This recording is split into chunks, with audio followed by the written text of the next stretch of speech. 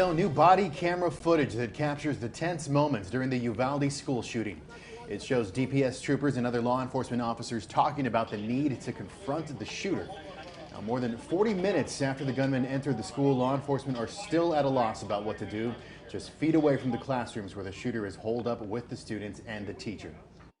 I don't see anybody.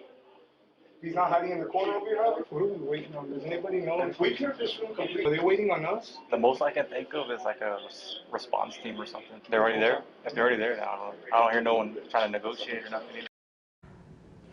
77 minutes after the shooter entered the school, law enforcement said they entered that classroom and killed him. And today, Uvalde families came to Austin to attend today's Public Safety Commission meeting. That is where they confronted the director of the Texas Department of Public Safety and once again asked him to resign.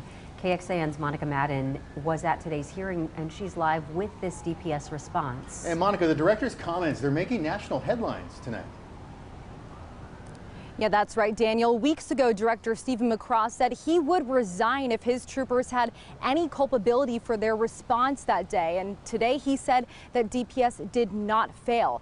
And families from Uvalde drove hours to be here and have waited more than 5 months to learn why officers spent more than an hour before confronting the gunman. And today they learned they'll have to keep waiting instead of getting more answers now.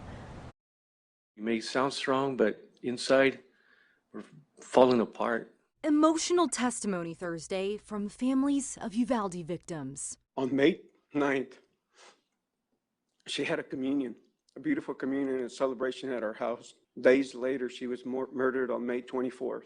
Looking squarely into the eyes of the man they're asking to step down. You, sir, have told lies.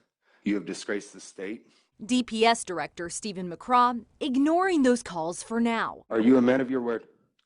Absolutely. Then resign. If DPS as an institution failed, then absolutely, I need to go.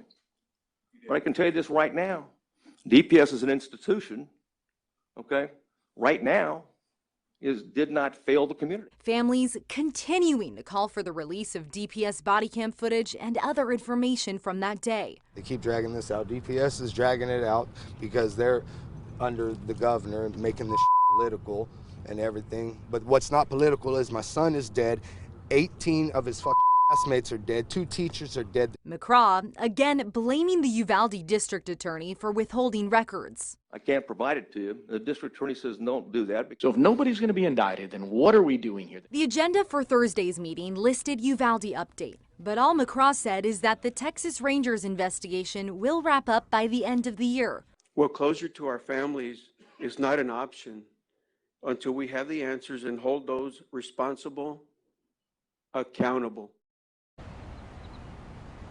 And tonight, one of Uvalde's representatives, Congressman Tony Gonzalez, became the first Republican to call for McCraw's resignation, joining the Democrats and families asking him to step down.